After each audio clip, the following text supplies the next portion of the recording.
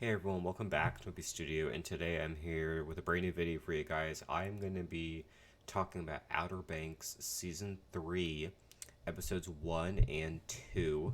Um, it came out last week, and I personally really enjoyed it. I've seen a lot of negativity about the season, just of how it's strayed so far from Season 1, which I do agree with that it's lost kind of like that group dynamic that is unfortunate. However, I think the plot was a bit iffy, but I think overall I just really like certain aspects of it, like the Pope and Cleo stuff and the JJ and Key stuff, all of that. Now, disclaimer: I've already watched the whole season. If you couldn't already tell, but I'm gonna try my very best to just talk about these two episodes. And anything that I do say about the rest of the season, um, it won't be anything too spoilerly. In case you're where I'm at, but I'm assuming by now that everyone's watched the season. But I don't want to recap it all in one video. There's too much to talk about. So let's go ahead and get started um, with episode 1 titled Pogue Landia. Welcome to Poguelandia. And we kind of pick up where season 2 left off. They're at the island, and they're just stranded there, and they're doing their everyday activities there, and they're having fun. JJ jumps off of a cliff into the water. They're just all doing well. All the relationships are pretty solid. About 10 minutes into the episode, a plane comes by and picks them up. And I think this was one of the main criticisms that I saw online, is that they really weren't at the island for that long. And I do kind of wish we got more of that, because that was some of the only group content we got all season. Was We didn't get much, but these first 10 minutes, I mean, I think it was a lot of fun, and I wish we got more of that. So I do agree with what people are saying, but I also get that they want to move the plot forward. There was a lot of ground to cover in this season, so I totally get why they wanted to get off the island. But still, it would have been cool if they spent some more time there. Um, so yeah, some guy named Jimmy comes by and picks them up, but Sarah's immediately suspicious. She thinks that the pilot is connected to Ward. Um, so they kind of get onto the plane, and they're like looking around his stuff. John B kind of like distracts the guy. JJ searches through his bag and finds a diary called The Loss of El Dorado, a book on the ship. But then they get into a crash when he notices that JJ's going through his stuff. It's all messy. They crash into the ocean, um, and they're in the Barbodas, um, and they're like all escaping. But Key stops, and she helps Jimmy out. But then they both get taken. Key gets taken by some ATVs, and Jimmy gets taken too. So now they're off, and now that it's up to the rest of the Pogues to save them. So, yeah, we saw from the trailer, and I didn't get a chance to talk about the trailer, but we saw that Key would get kidnapped at some point, but I thought that was going to be more towards like at the end of season thing. I had no idea that it was going to be really like the first episode this whole thing was going to go on. Am I disappointed? No. I mean, it's cool that they were able to do it so early, but like I was just kind of surprised. But again, these first two episodes are jam packed. They almost felt like later in the season type material, but no, they really outdid themselves. Like I feel like the pace really started off strong, and then it kind of got a little bit sloppy towards the middle.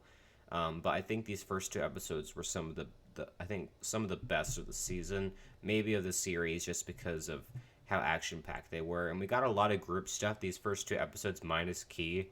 So I really did enjoy that. But pretty much Key's just taken to this place where she meets Carlos Singh.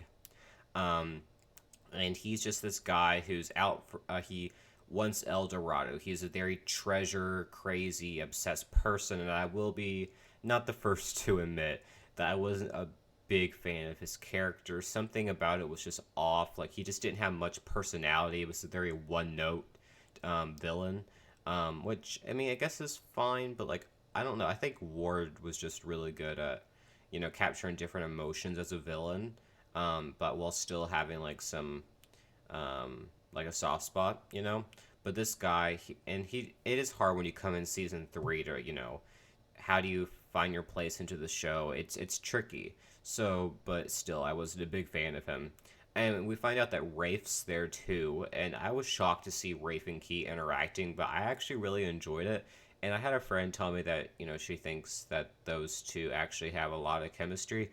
I won't deny that I think they do. Do I want them to get together? No.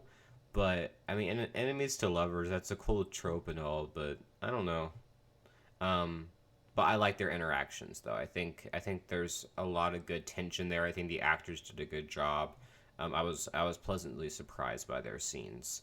But now they're both trapped into a room together. Um, and Carlos once did mark Tanny's diary, and he thinks either the Pogues or Rafe have it, and they do have it. But Key lies and says that they don't, and she also lies to Rafe too at the end. But then there's a little twist where Carlos shoots Jimmy, and he's dead. So that was surprising. That whole ending scene, and then Rafe asking her, that was a pretty good end to the first episode. And while this is all going on, they're trying to track Key down, and it's a bit slow. The whole thing, I'm like, okay, can we just pick up the pace instead of just them getting chased by dogs? But also, them getting chased by dogs is fun. And again, it's group dynamics, so we have to appreciate what we get. But yeah, overall, I think the first episode was good. It's definitely very um, fast paced, except I don't know. I think that it started off really strong, and then like towards like the middle end, I think there was some stuff like them trying to find Key was a little bit slow. And of course, it takes really all of next episode for them to find her, but it's fine. Overall, I think it was a pretty strong first episode. I'm gonna give like a minus maybe. It was a strong premiere, a lot of action, and I really enjoyed that. So moving on to episode 2, the bells. This is pretty much they're trying to find Key, and then we get Rafe and Key hatching a plan to escape. And let's see. So for starters, and I guess I could have talked about this before, but we do see Big John and Carla Limbri. They're working together. He doesn't want to make contact with his son right away for his safety. But just so you know, there's really not much Limbri this season. She kind of takes a backseat. It's way more of Big John. And I don't know, Big John wasn't giving me as suspicious of vibes this early on. He was fine the first 2 episodes, but it was later on when I didn't like him as much. And I know a lot of people didn't like him either. They were actually really surprised of what type of guy he was. Or people might have expected that he was a bad guy, but I don't think they expected him to be this annoying, which is fair because he was really annoying. But he was fine this episode. He pretty much rings the bell, and John B keeps hearing it in the background. But I'll talk more about that whole thing later.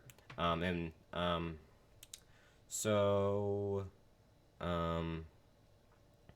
let's see. So yeah, we see they're trying to find Key. We find out that JJ got Jimmy's phone, and they think that Jimmy's connected to the whole Key thing. He thinks that they're together, because they were both taken, which is a good theory. But they don't know that Jimmy's dead. But Carlos has Jimmy's phone. He's able to track the Pogues. So then they send some people out, but they kind of realize, oh crap, like people are coming to us when they were really gonna go to them. Them as Jimmy were really gonna go to them, but they had no idea Jimmy was dead. So, and Carlos obviously knew because he's the one who killed him in the first place. But yeah, JJ unintentionally invites all these guys over to their hotel hideout where they've been staying at, and it's a pretty good fight scene. With all of them versus these random people. I personally enjoyed it. Again, I love the fight scenes with all of them working together, not just like a few of them. It's a lot of fun, and then they all go down an elevator chute, and that was crazy. And John B kind of hesitates because again he keeps hearing that church bell in the background. But I don't know how they survived in the elevator chute personally, but it's fine. We also have Rafe and Key, and they're coming up with a plan to escape. He kind of knows that she's lying, about the diary,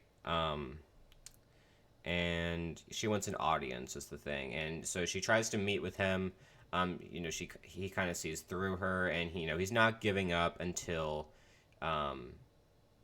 she gets until he gets the diary. And, she offers, I can go get it for you, but, he's still kind of skeptical about the whole thing. He's worried that, she's going to stab him in the back because, he knows that she's a part of the Pogues. I mean, he is smart in that way. So she promises to get him a copy, though. That's her promise to him. Um, and Rafe and Key, they kind of like trick one of the people, like the guards in the place, by getting into an argument, and then they're able to escape after that. And then they run off and they get onto a boat, but then. In a twist that I really well, first before the boat, they got into that stack of hay on the back of the truck, and then they're able to escape off onto the boat. Um, but then I was not expecting this. She kicks Rafe off of the boat, so she pretty much just used him for the plan. And I was not expecting that, but I guess it makes sense. I mean, Rafe's done so many messed up things. Why would Key give him? I mean, I get that she trusted him enough to go along with the plan because it would benefit her, but I get why, because of everything Rafe's done, why she did that. But it was still like, oh, I don't know. There's just a good dynamic there between those two. And it's not brought up anymore the whole season. I thought he would try to get revenge on her at some point, and maybe that'll be in the future. But I was surprised that she pushed him off the boat. And then she heads back, and JJ and Key get that reunion hug. I love that so much. I love that. And yeah, I do like all of their interactions so far. It's kind of like just a flirty banter right now, and then it gets more serious like in the next few episodes. I think a lot of people I saw online were complaining about the pacing, but I think it was fine. I don't know though. I mean, I had mild expectations going in. I wasn't really sure whether I would like JJ and Key, but I did end up liking them. So I liked their reunion hug. So then John B leaves the group.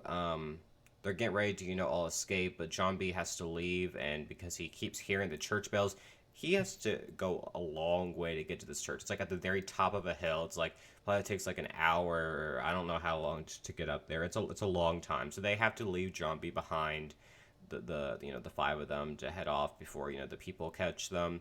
So John B finally makes it to the top of the hill at the end. His dad keeps ringing the thing, and that's kind of where it ends. We don't see him actually go into the church yet.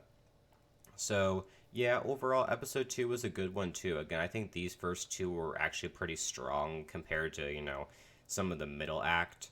I will be talking about 3 and 4, maybe 5. I don't know how I'm going to split these up yet, but I'm going to have several different reviews because I'm trying to piece together. I think these first two were kind of like a standalone story, and then obviously they think the next two kind of are. I don't know. I have to look more at the season and the pacing and everything. But yeah, overall, 2 pretty strong episodes. Let me know down below, what do you think of these first 2 episodes. I'll be back soon with more recaps. Thanks for watching the studio. Like, comment, subscribe, and bye everyone.